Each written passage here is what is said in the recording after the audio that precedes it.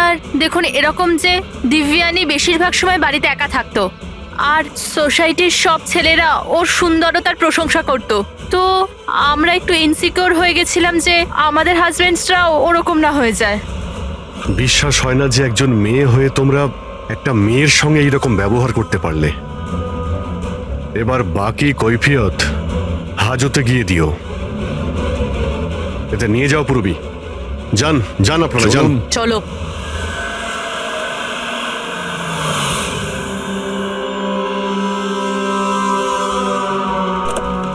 হ্যাঁ স্যার, জানতে পারলেন কিছু? আমি ওই কাবার্ডটা খুব ভালো করে চেক করেছি, কিন্তু ওখানে দেবযানী আর রাকেশের আঙুলের ছাপ ছাড়া আর কারোর আঙুলের ছাপ পাইনি। আর ওই আঙুলের ছাপগুলো শুধু নবের ওপর ছিল, দরজা নবের ওপর, আর কোথাও নয়। মানে ক্যাবিনেটের মধ্যে কেউ বসেছিল না? না, এরকম তো কোনো প্রমাণ পেলাম না। এই কেসটা তো সমাধানের বদলে সমস্যায় ফেলছে আমাদের। খুনি যদি ক্যাবিনেটে না থাকে তাহলে কোথায় ছিল? আর খুনি এই খুনটা করলো কিভাবে? রাকেশ বাবু, একদম চমৎকার ফ্ল্যাট আছে। পুরো মুম্বাইকে এখান থেকে দেখতে পাবেন। পুরো শহরে এর থেকে সস্তায় ফ্ল্যাট আর পাবেন না। এই নিন ফার্নিচার আপনার, বসে থাকুন, টিভি দেখুন। দেখুন, আমি কাজের জন্য বেশিরভাগ সময় পুনেতে থাকি, তো মহিলাদের জন্য এই সোসাইটিটা সেফ তো? 100% সেফ। সিসিটিভি ক্যামেরা আছে, 24 ঘন্টা সিকিউরিটি গার্ড আছে, আর কোনো সমস্যা হলে আমিও তো আছি না। হ্যালো। হ্যালো দেবযানী, শোনো, আমি এখানে পার্লাতে এসেছি। এখানে একটা সুন্দর ফ্ল্যাট দেখেছি, তোমার পছন্দ হবে। Thank you so much Rakesh, finally আমি নরক থেকে মুক্তি পাবো। আচ্ছা শোনো না, আমিও ফ্ল্যাটটা দেখবো একটু। হ্যাঁ, অফকোর্স দেখবে। একটা কাজ করো, এক্ষুনি চলে এসো, ঠিক আছে? আচ্ছা শোনো, আলমারির মধ্যে আমি একটা ফাইল রেখেছি, ওখানে ডকুমেন্টস আছে এগ্রিমেন্টের জন্য, ওটাও নিয়ে আসবে। যদি ফ্ল্যাট পছন্দ হয় তো আজই এগ্রিমেন্ট করে নেবো। ওকে, এক মিনিট। রাকেশ, কোথায় রেখেছো ফাইল? আমি পাচ্ছি না তো। আরে ভাই, আমি তোমার জন্য একটা গোটা ফ্ল্যাট খুঁজে ফেললাম আর তুমি একটা ফাইল পাচ্ছ না? দেখতে পাচ্ছি না তো। না, কোথায় দেখছো দেবযানী? ডান দিকের আলমারির সেকেন্ড ড্রয়ারটার মধ্যে দেখো। পেয়ে গেছি। ওকে ওকে, ওই যে এগ্রিমেন্টের ফাইল, ওটা তো? পেয়েছো? চলো ঠিক আছে, ব্যাস আমি এখনই নিয়ে বেরোচ্ছি। ঠিক আছে, নিয়ে এসো। হ্যালো দেবযানী,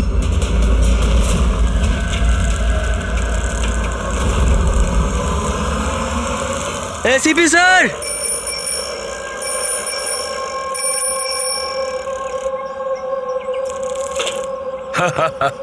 আরে জিমি, কেমন আছো বাবা? Morning sir. Good morning Jimmy. আজ হঠাৎ কি মনে করে? কেমন আছো? স্যার খুব ভালো আছি স্যার, একদম আপনার মতো। আমার মতন? স্যার যদি আপনার মতো থাকি তাহলেই তো বড় হয়ে আপনার মতো সিআইডি অফিসার হতে পারবো। আরে বাহ, আমার মতন অফিসার হবে? সিআইডি তে এসিপি হবে?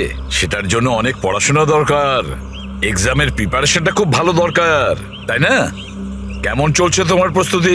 একদম দারুণ স্যার, আর এক্সামে তো স্যার খুব ইজি ইজি কোয়েশ্চেন আসে। ভেরি গুড, বসো বসো। স্যার এটা আমার স্ক্র্যাপ বুক স্যার, আমি এটার মধ্যে ক্রাইম হিস্ট্রি সলভ করেছি স্যার। মাই স্ক্র্যাপ বুক? এখানে ক্রাইম হিস্ট্রি আছে? হ্যাঁ স্যার, আপনি এটা দেখে আমাকে গাইড করুন না স্যার। স্যার আমি এখানে ইনফরমেশন অনেক আলাদা আলাদা জায়গা থেকে কালেক্ট করেছি আর সব সেভ করে রেখেছি স্যার, সব স্ট্যাম্প করে রেখেছি যাতে আমি সবকিছু একসাথে এক জায়গায় দেখতে পারি। আর স্যার এই যে এই পেজটা না, এখানে লেখা আছে যে কখন হয়েছে, কিভাবে হয়েছে, কোথায় হয়েছে। আর স্যার এর যে নেক্সট পেজটা না, ওটার মধ্যে একদম ফাইনাল ডিটেলস আছে। আচ্ছা, কিন্তু স্যার কিছু জিনিস মিসিং আছে যাতে আমি বুঝতে পারছি না কি করে হয়েছে। তো এই ক্রাইম এই বিল্ডিং এর আন্ডার কনস্ট্রাকশন হয়েছে? যে অপরাধ করেছে সে গম্ভীর করেছে, আর তুমি দারুণ কাজ করেছো। কিন্তু এই সব করার আগে লেখাপড়া ভালো করে করতে হয়, এক্সামে খুব ভালো নাম্বার পেতে হবে, তাহলে দেখবে তুমি একজন ভালো সিআইডি অফিসার হয়ে গেছো। যখন বড় হয়ে যাবে আমি তোমাকে গাইড করব ভালো সিআইডি অফিসার হওয়ার জন্য। Thank you sir. এবারে এই মিস্ট্রিটা আমরা কবে সলভ করব জানো? তোমার এক্সাম শেষ হওয়ার পরে আমরা দুজনে মিলে সলভ করব। না, ঠিক আছে স্যার, হ্যাঁ। Bye sir. By.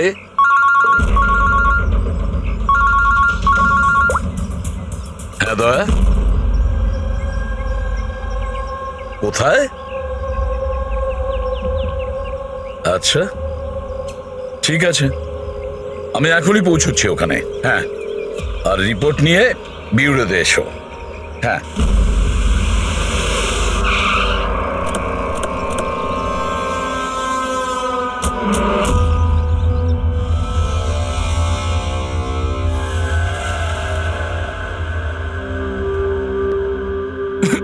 Debjani. Control yourself Rakesh. Rakesh control. Rakesh সামলাও নিজেকে নিজে। রাকেশ এক মিনিট, please। দেখুন না কি হয়ে গেল। এখন তদন্ত চলছে, আমি বাইরে গিয়ে কথা করুন বলছি। আপনি। আমি বাইরে গিয়ে কথা বলছি, তোমরা ওকে বাইরে নিয়ে যাও। আরে আমি তো বললাম কথা বলবো। চলো যাও। রাকেশ, কন্ট্রোল ওকে বাইরে নিয়ে যাও। ইয়োরসেলফ, সব ঠিক হয়ে যাবে।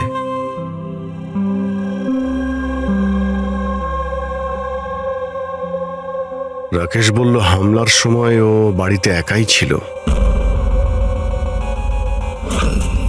প্রচুর রক্ত বেরিয়েছে। এর গলায় যে 3টে দাগ আছে ওটা দেখে মনে হচ্ছে যে ধারালো অস্ত্র দিয়ে আঘাত করেছে একে।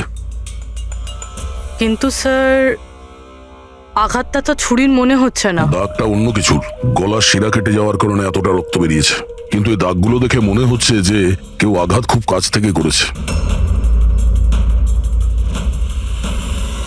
যদি কেউ ছুরি মেরেই থাকে তো খুনির পায়ের ছাপ নেই কেন? চারদিকে এত রক্ত ছড়িয়ে রয়েছে, আর খুনি পায়ের ছাপ না রেখেই এখান থেকে গেল কি করে? হ্যাঁ, এটা তো চিন্তা করার বিষয় যে ও গেল কি করে। এই রাকেশ বলছিল যে যখন দিব্যানীর খুন হলো তখন ও এর সঙ্গে ফোনে কথা বলছিল, আর ও একটা ফাইল খুঁজছিল, আর হঠাৎ চিৎকারের আওয়াজ এলো আর ও মারা গেল। আমি একটা জিনিস বুঝতে পারছি না যে এত বড় ঘরে ওই খুনি এলো কি করে, যেটা দিব্যানী দেখতে পেল না। এটাই কিছু বুঝতে পারছি না। একদমই। যদিও খুনিকে ভিতরে ঢুকতে দেখতে পেত বা যদিও বুঝতেও পারতো তাহলে ও রিয়াক্ট করতো। রাকেশের সঙ্গে ফোনে কথা বলছিল, রাকেশও জানতে পারতো, কিন্তু এমনটা হয়নি। স্যার, আমরা পুরো বাড়ি খুঁজে ফেলেছি, কিন্তু কোথাও মার্ডার উইপেন খুঁজে পাইনি। এটা কি ধরনের খুন? না খুনির আসার কোনো প্রমাণ, না যাওয়ার কোনো প্রমাণ। আর খুনটা এমন অস্ত্র দিয়ে হয়েছে যার ব্যাপারে জানাই যাচ্ছে না। খুনিকে ধরতে গেলে অন্তত এটা তো জানতেই হবে যে খুন করলো কি দিয়ে। স্যার হতে পারে দেবযানীর ওপর খুনি পিছন থেকে হামলা করেছিল, আর রিয়্যাক্ট করার আগেই হয়তো ওর মৃত্যু হয়েছে। অভিজিৎ, একটা কাজ করা যাক, এই ক্রাইম সিনটাকে আবার রিক্রিয়েট করে দেখি। হতে পারে জানতে পারা যাবে যে খুনি কোথা থেকে এসছে। ঠিক আছে দয়া, তুমি এই দিকটা দেখো, ততক্ষণ আমি প্রতিবেশীদের সঙ্গে কথা বলে আসছি।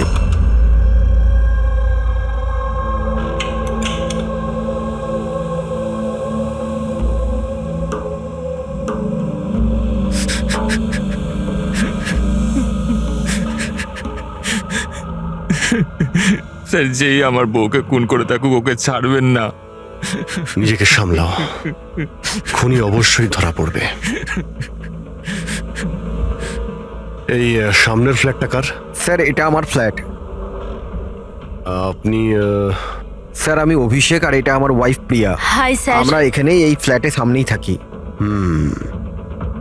9:30টার সময় যখন এই খুন হয় তখন আপনারা কোথায় ছিলেন? স্যার আমরা এই করিডোরেই ছিলাম। আমরা ব্যাস ঘরের দিকে যাচ্ছিলাম আর জোরে চিৎকার শুনলাম। হ্যাঁ স্যার, খুব জোরে। তখন আমরা এখানেই দাঁড়িয়ে গেলাম। এখানেই ছিলেন আপনি, করিডোরে? হ্যাঁ স্যার। তখন ওই সময় কি কাউকে যেতে বা আসতে দেখেছিলেন? না না, স্যার। স্যার, আমরা তো কাউকেই দেখিনি। নো।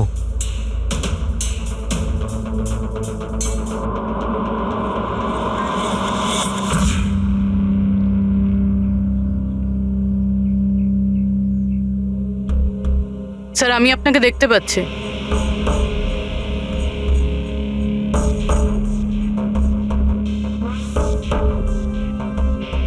আমি আপনাকেও দেখতে পাচ্ছি।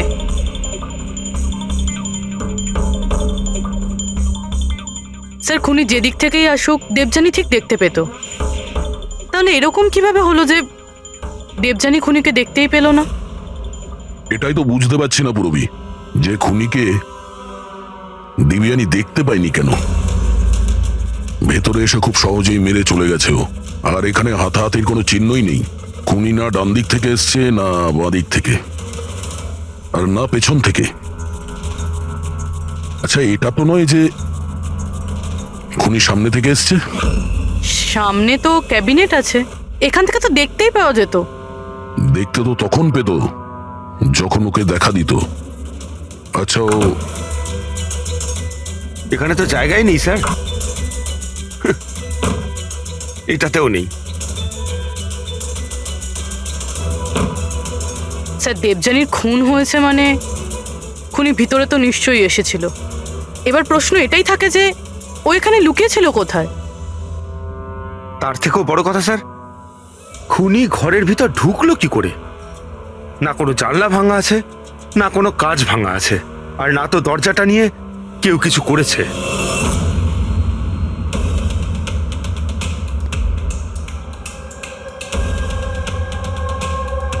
স্যার, ওই সময় আমি ডিউটিতেই ছিলাম। এ কখন হলো আমি জানি না স্যার। তোমার কাউকে সন্দেহ হয়? একদম নয় স্যার। স্যার ওর সাথে তো একদিন না একদিন এটা ঘটতোই। কেন? এটা কেন বলছেন আপনি? নম্বরের ক্যারেক্টারলেস মহিলা ছিল ওর ঘরে, জানি না কত লোকের আসা যাওয়া লেগেই থাকতো। রাকেশ, এই ফ্ল্যাটের চাবি কার কার কাছে থাকে? স্যার একটা চাবি তো ঈশান বাবুর কাছে থাকে, উনি সোসাইটির চেয়ারম্যান। আর একটা চাবি সিমরানের কাছে আছে, যে দেবযানীর ছোটবেলার বন্ধু, আর ওই আমাদের ফ্ল্যাটটাকে রেনোভেট করেছিল। না বলে একমাত্র ওই আছে যে বাড়ির ভেতর ঢুকতে পারে। একটু সিমরানকে ডাকো। আমি এই সোসাইটির চেয়ারম্যান কিষান, আর ইনি আমার স্ত্রী ভূমি। স্যার, এই মহিলার জন্য পুরো সোসাইটি বিরক্ত ছিল। স্যার ব্যভিচারের সমস্ত সীমা পার করে দিয়েছিল স্যার। না জানে ওর কতগুলো প্রেমিক ছিল। আমার তো মনে হয় স্যার নিশ্চয়ই কোনো না কোনো প্রেমিকই ওর হত্যা করেছে। এক মিনিট। আমরা শুনেছি যে উনি খুবই সাধারণ হাউস ওয়াইফ ছিলেন। স্যার ও বিবাহিত ছিল, কিন্তু নিজের স্বামী রাকেশের সাথেও থাকতো না। এক্সকিউজ মি, আপনি প্লিজ আমার গাড়িটা পার্ক করে দেবেন? Yeah sure. Yeah.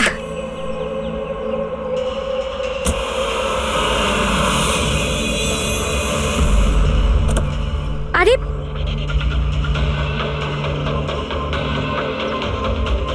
Thank you. What's your name? Abhinav. কোথায় থাকেন আপনি? ব্যাস এই বিল্ডিংয়েই। Thank you so much.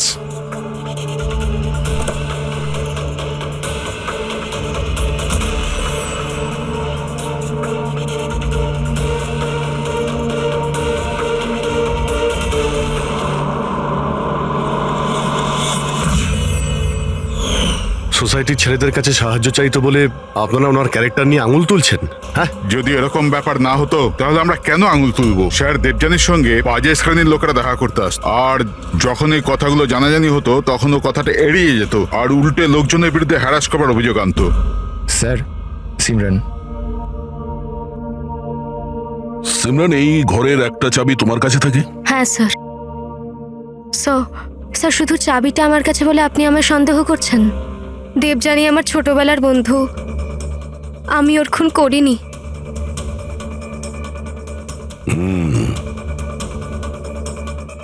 Rakesh, এই ঘটনার ব্যাপারে দিব্যানীর বাড়ির লোককে ইনফর্ম করেছো তো? আমি ওর ছোট বোনকে ফোন করেছি স্যার, ও হয়তো আসছে। আপনি জানেন ও 10 জন লোকে লাভ কার্ড দিয়েছে। লাভ কার্ড? ওটা তো আমিও জানতাম না, যখন আমার হাজব্যান্ডকে দিল তখন আমি জানতে পারলাম। আপনাকেও? আপনি সবাইকে জিজ্ঞেস করতে পারেন স্যার। কি? একদম আর ঠিক। দেখুন, ওই কার্ডটা কি আমরা দেখতে পারি?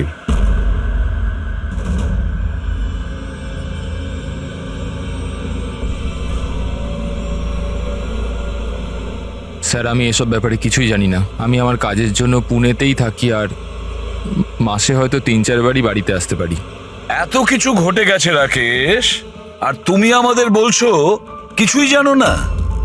এটা কিভাবে সম্ভব? না স্যার, আমি সত্যিকারেরই কিছু জানি না, কিন্তু দেবযানীকে কিছুদিন ধরেই খুব বিরক্ত লাগছিল। আসলে ও এই সোসাইটিতে থাকতে চাইছিল না। এর কারণ কি? স্যার আশপাশের লোকদেরও পছন্দ করতো না, বলতো ওরা নাকি খুব আনফ্রেন্ডলি আর রুড। এমনকি ওর ঘরটাও খুব একটা পছন্দ হতো না। ইনফ্যাক্ট ওর কথাতে আমি আজ সকালেই একটা নতুন ফ্ল্যাট বুক করেছিলাম। আমি জানতাম না যে আমার বউয়ের ক্যারেক্টারের লোক এইভাবে আঙুল তোলে। আসুন স্যার, ইনি রিয়া, দেবযানীর বোন। আসুন, বসুন।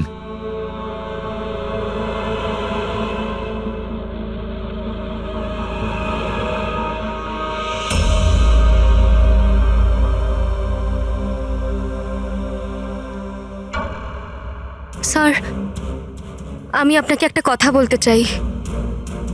যেভাবে সবাই খারাপ কথা বলছেন আমার দিদির ব্যাপারে, ও এরম ছিল না স্যার। আমি জানি এটা কে করেছে। কে করেছে এটা?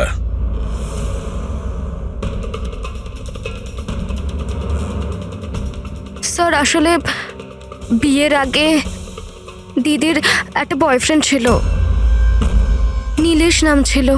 দিদির ওর সাথে আশীর্বাদে হয়ে গিয়েছিল। সব ওই করেছে স্যার। আপনি এটা কেন মনে করছেন যে দিব্যানীর খুন নীলেশ করেছে? Sir he was a disgusting man. মার তো খুব অত্যাচার করতো আমার দিদির ওপর স্যার। স্যার স্যার ওর এরকম ব্যবহারের জন্যই ওর সাথে আমরা বিয়ে ভেঙে দিই। আমার সাথে সম্পর্ক ভাঙলি? হ্যাঁ, আমার সাথে সম্পর্ক আর বিয়ে অন্য কাউকে? কেন? তোর বাবার কথায় না? কি কম আছে আমার মধ্যে? কাউকে বিয়ের কথা কখনো ভাবলে না আমি তোকে? আমার কথা শোনো, বিশ্বাস করো। How dare you! তোমার সাহস কি করে হয় আমার দিদির উপর হাত তোলার? হ্যাঁ, আমার দিদি তোমার সাথে বিয়ে করবে না, এইটুকু কথা তোমার মাথায় ঢোকে না? না হ্যাঁ, তোকে মেরে ফেলবো, আমি প্রাণে মেরে ফেলবো, বুঝলি? আমাকে ছাড়া কখনো কাউকে বিয়ে করার কথা ভাবিস তো? কিছুদিন বাদে ও দিদিদের পাশের একটা বিল্ডিং এ শিফট হয়েছিল স্যার। ওই দিনটার পরে দিদির ফোনের হুমকির কল মেসেজ দিদির কাছে রোজ আসতো স্যার। এমনকি কিছু লোক দিদির বাড়িতে রোজ আসতো স্যার। স্যার আমি বলছি স্যার, এই সব নীলেশের কাজ স্যার। আর ওই সোসাইটির চেয়ারম্যান ঈশান স্যার, ও আমার দিদিকে বদনাম করার একটাও সুযোগ ছাড়েনি। ও এটা কেন করতে যাবে? ও ও ও এই জন্য, কারণ ওর নজর দিদির ওপর ভালো ছিল না স্যার। ওকে একা পেয়ে ওর সুযোগ নিতে চেয়েছিল স্যার। আর যখন এটা করতে পারলো না স্যার, তখন ওর দিদির বদনাম করতে শুরু করে দিল। নীলেশ আর ঈশান, নীলেশ ওর বিয়ে ভেঙে যাওয়ায় প্রতিশোধ নিতে চায়, আর ঈশানের মেয়েলিগোতে আঘাত লেগেছে, সেই কারণেও দিব্যানীকে বদনাম করার চেষ্টা করছে। রাকেশ, ঈশান আর নীলেশের ব্যাপারে তুমি কিছু জানো? আমাকে কেউ কখনো কিছু বলেনি, কিন্তু একটা রবিবার আমি বাড়িতেই ছিলাম আর রাত্রির প্রায় তখন 11টা, বাড়ির বেলটা বাজলো। যখন আমি দরজা খুললাম তো সামনে একটা লোক দাঁড়িয়েছিল, আমাকে দেখতেই পালিয়ে গেল ওখান থেকে। আমি ওকে আটকানোর চেষ্টা করেছিলাম কিন্তু ততক্ষণও চলে গেছে। ঠিক আছে, তোমরা এখন যেতে পারো। যদি আমাদের দরকার পড়ে তোমাদের ডেকে নেব।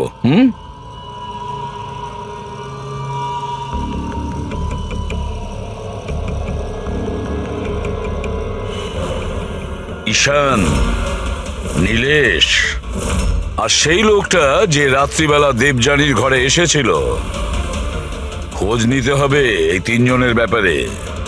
হতে পারে খুনি এই তিনজনের মধ্যেই কেউ। তবে যেই হোক, দেবযানীকে কিভাবে খুন করলো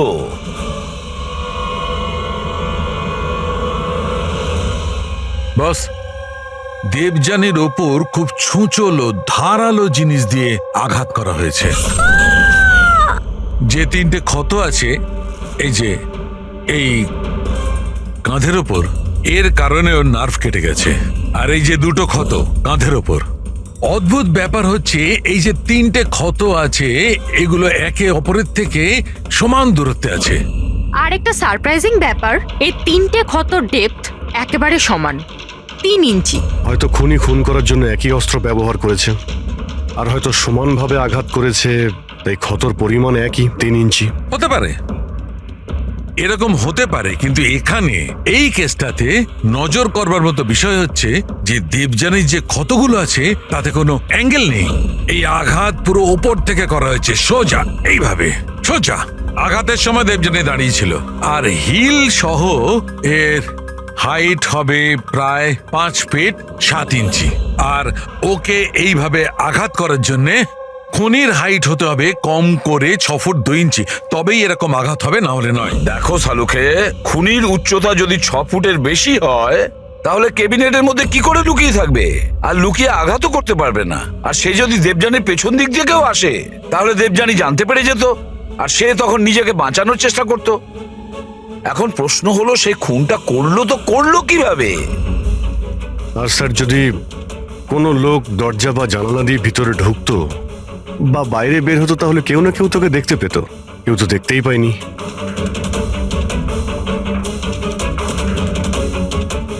এই খুনি দেবযানীর কাছে পৌঁছলো কিভাবে? আর তাছাড়া দেবযানী টেরও পেল না।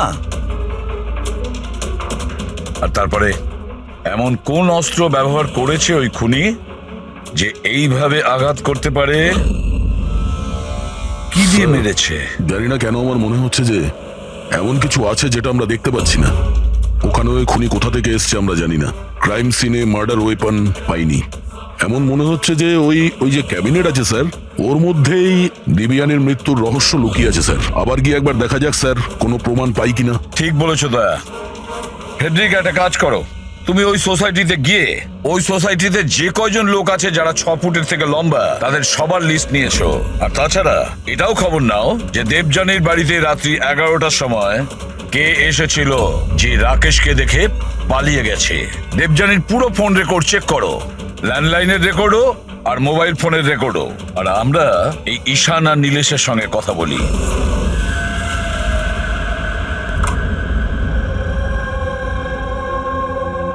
ডক্টর সালুখের থিওরি অনুযায়ী খুনের উচ্চতা 6 ফুটের উপরে।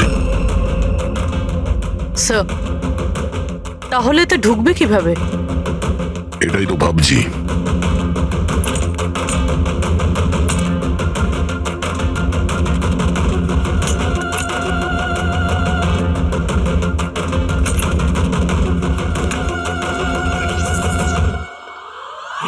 স্যার, এই সেলফের ভেতর তো দেখছি ভালোই জায়গা রয়েছে। আপনার মতো লম্বা চওড়া লোকও এর ভেতর ঢুকে যেতে পারবে। ওটাও দেখে নিচ্ছি।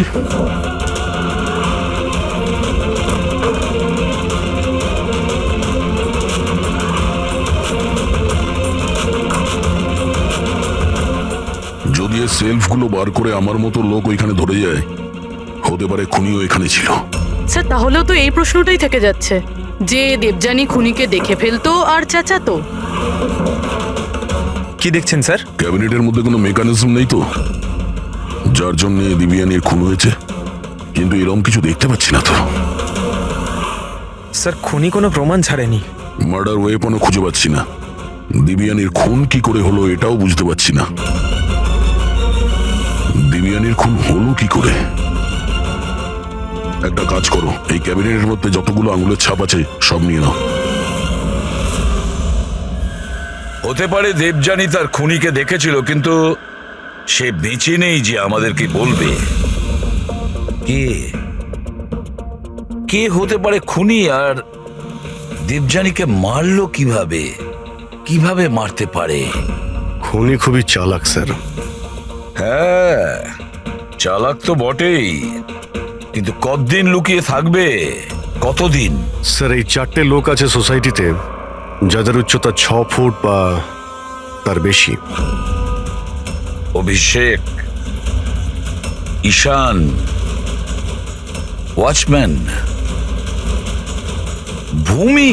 স্যার, এ হাই হিল পরে, হিল পরার পরের উচ্চতা 6 ফুট হয়ে যায়। কিন্তু অভিজিৎ, এই 4 জনের মধ্যে কে হতে পারে যে দেবযানীকে খুন করেছে? ওই ক্যাবিনেটে কে লুকিয়ে বসেছিল? কে হতে পারে? দিদির একটা বয়ফ্রেন্ড ছিল, নীলেশ নাম ছিল। অনেক বড় গুন্ডা তুই, হ্যাঁ? গত সপ্তাহে নিজের প্রতিবেশীকে এমন মেরেছিস যে মরতে মরতে বেঁচে গেছো।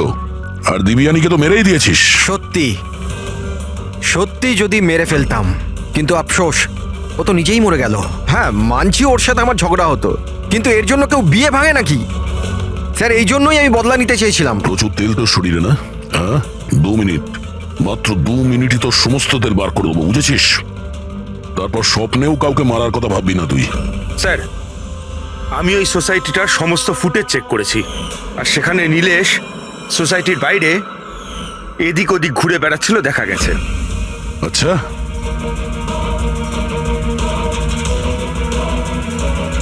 কি করতে যেতিস ওখানে? আমি শুধু দেখা করতে গিয়েছিলাম, দেখা করার চেষ্টা করতাম, কিন্তু ওর দেখা পাইনি। বুধবার সকাল 9:30টার সময় যখন দিবিয়ানির খুন হয়েছিল, কোথায় জানি ছিলি না, তুই? জানি না স্যার, আমি রাতে একটু বেশি খেয়ে ফেলেছিলাম, তাই আমার মনে আসছে না। মনে করার চেষ্টা কর, খুব ভালো করে চিন্তা কর, স্মৃতিশক্তি ফিরিয়ে নিয়ে আয়, না হলে তোর এমন হাল করব তুই নিজেকে চিনতে পারবি না, বুঝলি? ফ্রেডি, চল।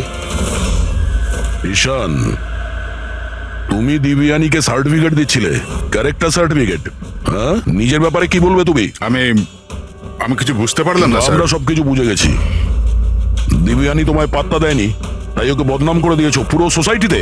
সবকিছু ঠিকঠাক বল, না হলে আমি। স্যার স্যার ওই সমস্ত পুরুষের সাথেই ঘোরাফেরা করত, তো আমি ওর সাথে কাছাকাছি হওয়ার চেষ্টা করেছিলাম, কিন্তু ও আমাকে এড়িয়ে যেত। তখন আমি ভাবলাম যে আমি এর বদলা নেব। আর বদলা নেওয়ার চক্র ওকে মেরেই দিলে? হ্যাঁ? না স্যার, আমি ওকে মারিনি, আমি তো শুধু ওকে ধমকেছিলাম ভয় দেখাতে। তোমার কাছে ওর ফ্ল্যাটের চাবিও তো ছিল, হ্যাঁ? মানে তোমার কাছে উদ্দেশ্যও ছিল আর উপায়ও ছিল, হ্যাঁ? কিন্তু স্যার, যখন ওর মৃত্যু হয় তখন তো আমি সোসাইটির ওয়াটার পাইপ ঠিক করছিলাম। আপনি চাইলে যে কাউকে জিজ্ঞাসা করতে পারেন। আমরা জেনেই যাব।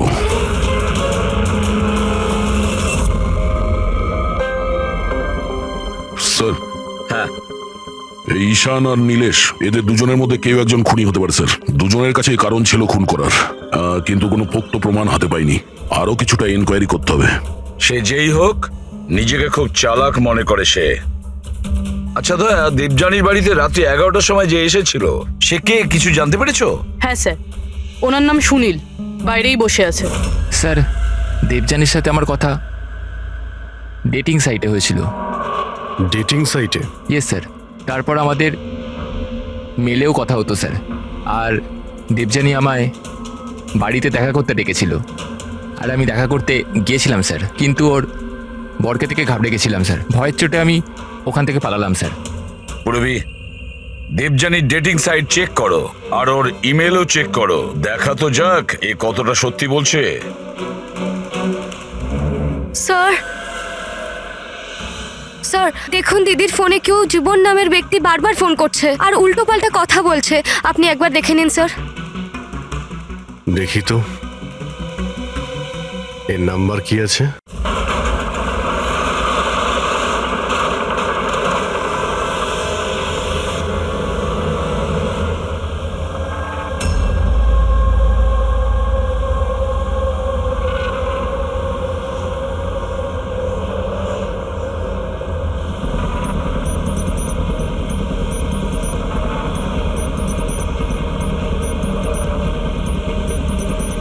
আরে ঠিক করে কাজ কর না।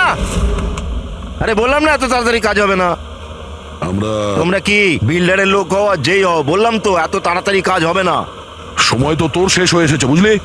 আগে এটা বল, দিব্যানীকে কিভাবে জানিস তুই? দেবযানী? হ্যাঁ, কে দেবযানী? একদিন অন্তত 10 বার ফোন করতেই আর বলছিস এখন কে দিব্যানী?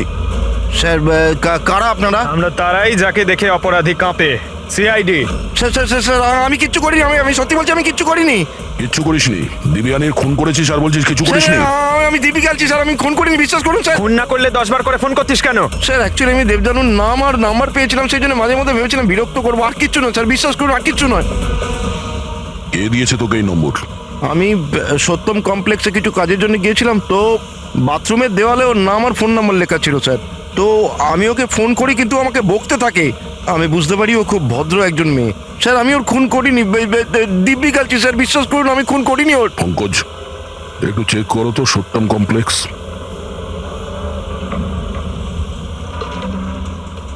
স্যার এটা তো কমার্শিয়াল বিল্ডিং, অনেক অফিস রয়েছে এখানে। ও, নিশ্চয়ই ওখানে রোজউড সোসাইটির কেউ আছে যে সত্যম কমপ্লেক্সে কাজ করে, যে দিব্যানীকে একটু বেশি ঘৃণা করতো।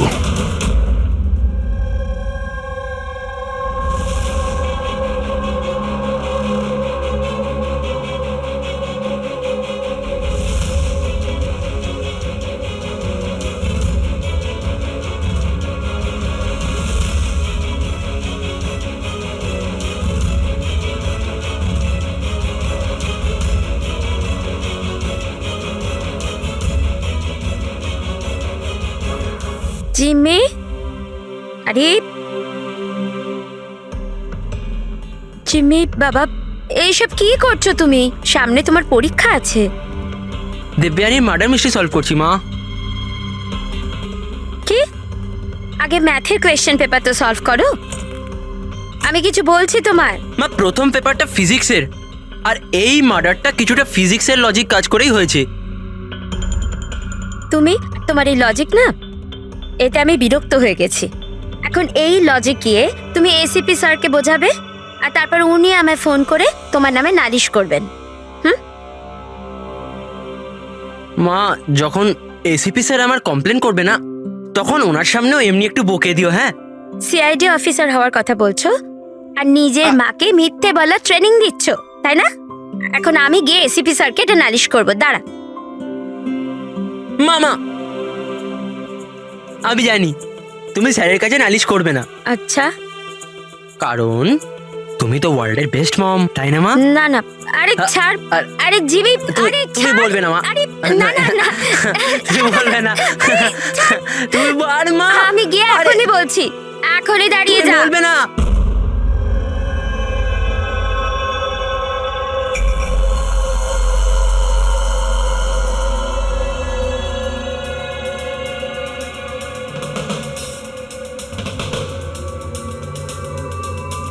স্যার মনে হচ্ছে ও সোসাইটিরই কেউ হবে, যারা এই কমপ্লেক্সের সঙ্গে যোগাযোগ আছে। স্যার, আমি দেবযানী আর সুনীলের সব মেসেজ চেক করেছি। একটা অবাক করার মতন বিষয় জানতে পেরেছি। কি জানতে পেরেছো? স্যার, দেবযানী যখনই মেল পাঠিয়েছে ও ওর আইপি অ্যাড্রেস রিরুট করে দিয়েছিল। রিরুট মানে কোন কম্পিউটার থেকে মেসেজ পাঠানো হয়েছে সেটা যেন কেউ জানতে না পারে। আর তাছাড়া স্যার, একবারেই দেবযানী নিজের আইপি অ্যাড্রেস বদলাতে ভুলে গেছিল। এতে অবাক হওয়ার কি আছে? স্যার, ব্যাপারটা হলো যে ওই অ্যাড্রেসটাও দেবযানীর নয়, কার ওটা? দেবযানীর প্রতিবেশী পিয়ার। আর এটা আমার ওয়াইফ প্রিয়া। Hi sir. আমরা এখানে এই ফ্ল্যাটের সামনেই থাকি। তার মানে প্রিয়া ডেটিং সাইটে দেবযানীর প্রোফাইল বানায়, ওই তাহলে মেসেজগুলো পাঠাচ্ছিল। স্যার, সত্যম কমপ্লেক্সে রোজউড সোসাইটির ভূমি কাজ করে। দেবযানীর প্রতিবেশী ভূমি আর প্রিয়া। এবার দেবযানীর মৃত্যুর পেছনে সত্যিটা কি সেটা তো ভূমি আর প্রিয়াই বলতে পারবে। এসিপি স্যার, এসিপি স্যার, আরে এসিপি স্যার, আমি খুঁজে বার করেছি। কি খুঁজে বের করেছো? এটাই যে দেবযানীর মৃত্যু কিভাবে হয়েছিল। দেবযানীর মৃত্যু কিভাবে হয়েছিল? ড্রোন দিয়ে হয়েছিল দেবযানীর মৃত্যু। ড্রোন থেকে? ইয়েস স্যার, এই দেখুন স্যার, আমার মনে হয় ওই ড্রোনটা এই জানলাটা দিয়ে ভেতরে এসেছিল, আর ওই ড্রোনটায় নাইস লাগানো ছিল, আর কিলার ড্রোনটাকে রিমোট দিয়ে কন্ট্রোল করেছে আর ওটা দিয়ে মেরেছে ওনাকে। জিমি, যদি ড্রোন দিয়ে দেবযানীকে মারা হয়ে থাকে তাহলে ড্রোন আসার শব্দ তো ও পেত, আর ও ড্রোন থেকে নিজেকে বাঁচানোর চেষ্টা করতো, তাই তো? হ্যাঁ স্যার, এটা তো আমি ভাবিইনি। হ্যাঁ, কিন্তু স্যার, এরকম হতে পারে যে ও স্পাইডারম্যানের মতন ওপরে আটকে বসেছিল, তাই উনি ওকে দেখতে পাননি, আর যখন উনি এলেন তখন ও মেরে দিল। জিমি, তুমি পড়াশোনা কম আর সিনেমা বেশি করে দেখছো। তুমি নিশ্চয়ই স্কুলে পড়েছো যে যে জিনিসই ওপরে যায় সেটা নিচে আসতেই হয়। কেন বলো? গ্র্যাভিটির কারণে, মাধ্যাকর্ষণ শক্তির জন্য। যাও, মন দিয়ে পড়া করো, পরীক্ষার জন্য রেডি হও। হ্যাঁ, আমরা এখন কাজে বেরোচ্ছি। ভাই, বাই। আমি ফিরে আসবো।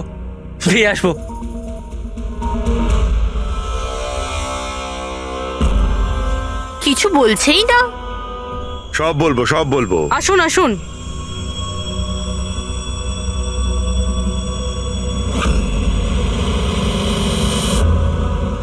স্যার, আমাদেরকে এখানে কেন রাখা হয়েছে? খুব শখ ছিল তোমার না ডেটিং সাইটে অন্যের প্রোফাইল বানানো? হ্যাঁ স্যার, আমি কিছু বুঝতে পারলাম না। তোমাদের লজ্জা হওয়া উচিত। একজন মেয়ে হয়ে আরেকজন মেয়েকে তোমরা বদনাম করতে চাইছিলে। তুমি দেবযানীর ডেটিং সাইটে নকল প্রোফাইল বানিয়েছিলে, লোকেদের মেলও করেছিলে যাতে ওর বদনাম হয়। স্যার, আপনাদের কোথাও নিশ্চয়ই ভুল হচ্ছে। প্রমাণ আছে আমাদের কাছে। তুমি তোমার আইপি অ্যাড্রেস চেঞ্জ করোনি পিয়া। কিন্তু আমাকে কেন ডাকলেন এখানে? আপনাকে? আপনি তো দেবযানীর নাম আর নাম্বার বাথরুমে লিখে দিয়েছিলেন। না স্যার, আর আমি এরকম কেন করব? আচ্ছা, ওই সুইপারকে ডাকবো যাকে টাকা দিয়েছিলে তুমি এই সব কাজ করার জন্য? হ্যাঁ স্যার, এইবার তো পরিষ্কার এই দুজন মিলেই দেবযানীকে মেরেছে। হ্যাঁ অভিজিৎ, এদের ওপর ব্যবস্থা নেওয়া শুরু করা যাক। না স্যার, প্লিজ আমাদের ওপর বিশ্বাস করুন, আমরা ওকে মারিনি। স্যার, আমরা দুজন মিলে ওকে বদনাম করার চেষ্টা নিশ্চয়ই করেছিলাম, কিন্তু আমরা ওকে মারিনি। হ্যাঁ স্যার, আমরা চাইতাম যে ও এখানে যেন না থাকে, তাই জন্য এসব করেছিলাম আমরা। কিন্তু যখন ও চলেই যাচ্ছিল, তাহলে আমরা কেন ওকে এভাবে মারতে যাব? কিন্তু তোমরা কেন চাইছিলে না যে ওই সোসাইটিতে থাকুক? হ্যাঁ, স্যার দেখুন, এরকম যে দিব্যানী বেশিরভাগ সময় বাড়িতে একা থাকতো, আর সোসাইটির সব ছেলেরা ওর সুন্দরতার প্রশংসা করত। তো আমরা একটু ইনসিকিউর হয়ে গেছিলাম যে আমাদের হাজবেন্ডসরাও ওরকম না হয়ে যায়। বিশ্বাস হয় না যে একজন মেয়ে হয়ে তোমরা একটা মেয়ের সঙ্গে এইরকম ব্যবহার করতে পারলে। এবার বাকি কৈফিয়ত হাজতে গিয়ে দিও। এতে নিয়ে যাও পুরবি। যান যান, আপনারা যান। চলো।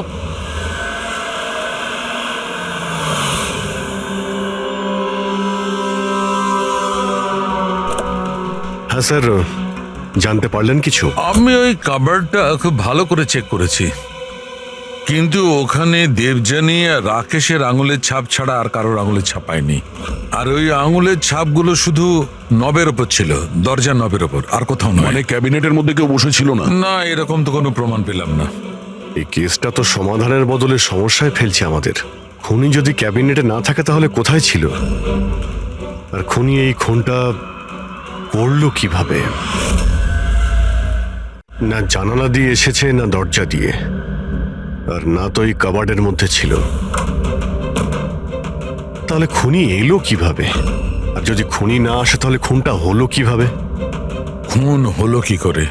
দেখো, আমি তোমাদের বলেছিলাম না দেবযানীর কাঁধের ওপর যে 3টে ক্ষত ছিল, ওগুলো একদম 90 ডিগ্রি অ্যাঙ্গেলে ছিল। মানে যখন আঘাত করা হয়েছে উঁচু থেকে করা হয়েছে, ওপর থেকে।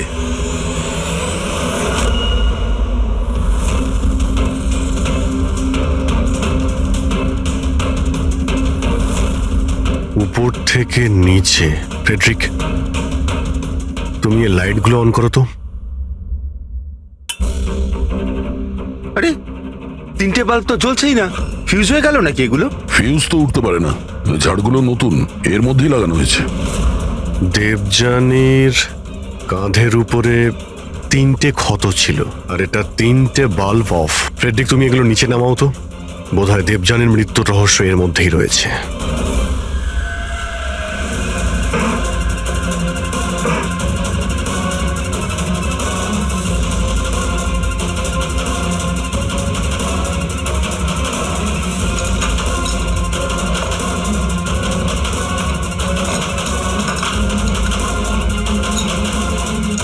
ক্যামেরা এখানে লাগিয়েছে কেন? এই হচ্ছে ওই হাতিয়ার যা দিয়ে খুন হয়েছে, রক্ত লেগে আছে এতে। আর এই দ্বিতীয়টা? আর এটা এই তারের সঙ্গে যুক্ত করে রেখেছে, আর এর সাহায্যেই এটা তীরের গতিতে নিচে নামে, দেবযানীকে মার্ডার করে, আর উপরে গিয়ে বাল্বের সঙ্গে ফিট হয়ে যায়। স্যার, এটাতে সেন্সারও আছে। মনে হচ্ছে যে ওয়াইফাই দিয়ে, কোনো রিমোট দিয়ে বা অ্যাপের মাধ্যমে চালানো হচ্ছে। কেউ তো এই ক্যামেরা দিয়ে দিবিয়ানির উপর নজর রাখছিল, ওর প্রত্যেকটা চালচলনের উপর। আর যেই দিবিয়ানি এই রুমে এসছে এই ঝাড়ের নিচে, ওর অ্যাপের সাহায্যে এই হাতিয়ারকে নিচে ছেড়ে দিয়েছে, আর সেটা সোজা দিবিয়ানির গায়ে লাগে, ও মারা যায়। আর সেই জন্যেই খুনিকে আমরা না যেতে দেখেছি না আসতে। আর দেখবই বা কি করে? খুনি তো এখানে ছিলই না। ভালো টেকনিক ব্যবহার করেছে খুনি। কিন্তু এরকম করতেটা কে পারে?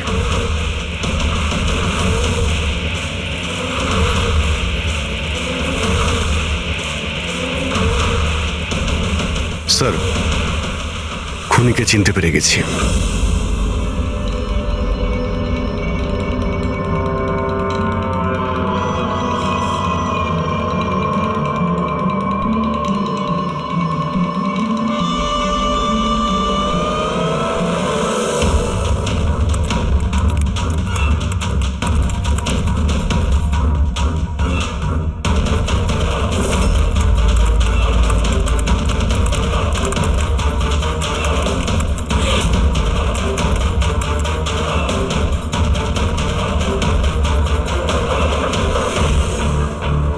ল্যাপটপ কি করে অন হলো? Suicide note?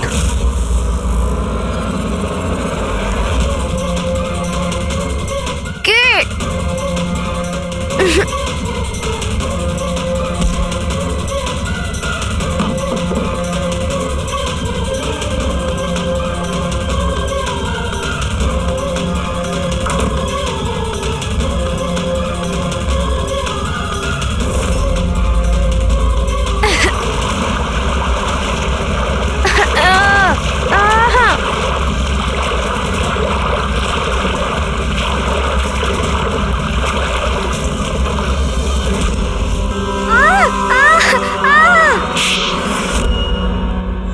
স্যার ম্যাডামের ফ্ল্যাট পছন্দ হয়েছে তো?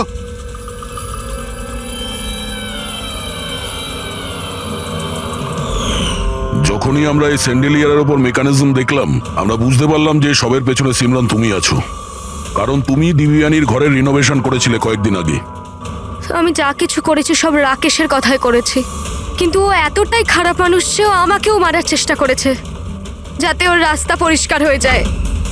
কিন্তু তুমি এটা কেন করলে? দেবযানী আমার বন্ধু ছিল ঠিকই, কিন্তু আমি ওকে ছোটবেলা থেকেই অপছন্দ করতাম।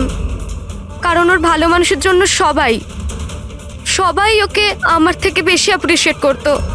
আমার খুব হিংসে হতো। আর এই রাকেশ আমায় উৎসাহ দিল আর ওকে মারার প্ল্যান বানালো, যেটাতে আমি ছিলাম না। কিন্তু হ্যাঁ, ওর সঙ্গ নিশ্চয়ই দিয়েছি। ডান দিকের আলমারির সেকেন্ড ড্রয়ারটার মধ্যে দেখো। তুমি ইচ্ছে করে ওকে ফাইল আনতে বলেছিলে, এইভাবে ও ঝাড়বাতির সামনে আসে আর অ্যাপের মাধ্যমে তুমি ওকে খুন করে দিলে। আর কি করতাম স্যার? ওই মহিলার সাথে সারা জীবন থাকতাম? জানি না কতজনের সাথে। স্যার ওর ক্যারেক্টার ঠিক ছিল না। বিয়ের পরে ওর 10খানা অ্যাফেয়ার ছিল। আমি তো ছাড়তেই চেয়েছিলাম, কিন্তু ফ্যামিলির প্রেশারের জন্য সেটাও করতে পারছিলাম না। এভাবে কি করে ও আমার জীবনটা বরবাদ করে দেবে? মেয়েদের কোনো শাস্তিও হয় না। স্যার আমি ওর থেকে মুক্তি চেয়েছিলাম, সেই জন্য আমি ওর মৃত্যুকেই নিজের রাস্তা বানালাম আর সিমরানের ছোটবেলার হিংসাকেও কাজে লাগালাম। শুধু একটা সন্দেহের কারণে তুমি ওকে মেরে দিলে? স্যার সন্দেহ ছিল না, আমি জানতাম। শুধু 1-2 নয়, পুরো সোসাইটি ওর কাণ্ডকলাপ আলোচনা করতো। আর আমি নিজেও যখন আমি বাড়িতে থাকতাম তখন রাতের বেলা জানি না অচেনা ছেলেরা ওর সাথে দেখা করতে আসতো। এরকম মহিলার সাথে কেউ কি করে থাকবে স্যার? এটা তুমি কি করেছো রাকেশ? নিজের সহজ সরল স্ত্রী দেবযানীকে সন্দেহ করে ওর প্রাণ নিয়ে নিলে। জীবনের যেটুকু সুখ বাকি ছিল সেটাও তুমি নিয়ে নিলে। এবার তোমরা দুজন জেলের গড়াদের পিছনে পৌঁছতে থাকবে।